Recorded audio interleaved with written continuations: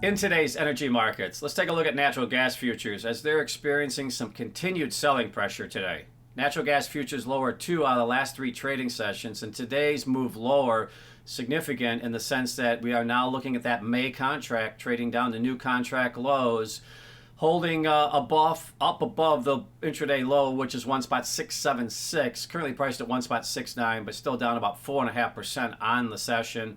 And when you look at some of the driving factors, a couple things influencing the markets, really classic supply and demand storyline here. Supply inventory data late last week indicating that inventories are running above historical averages and holding above expectations. Even though production has been reined in here in the U.S. the last couple of months, inventory numbers are still holding at elevated levels.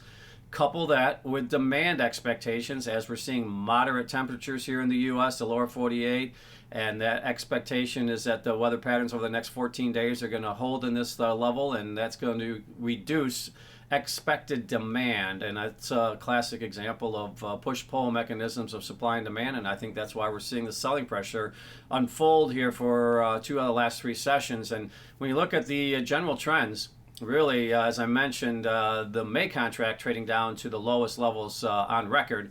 But when you look at it from a front month or lead month standpoint, we are trading down towards those March lows, which also correspond with really the lowest level in almost 4 years, going back to the summer of 2020, where natural gas was trading down here around that 1.6 level. And so we're continuing to realize some pressure, and that's counter to what we're experiencing in the crude space, as crude is now it's down slightly today, but still holding near the top end of the range over the last 5 months. And even with crude holding up here and demand for WTI and RBOB continuing to maintain, natural gas not benefiting from some of those trends, and we're seeing it selling off here now and trading back down to the lowest levels really for the year.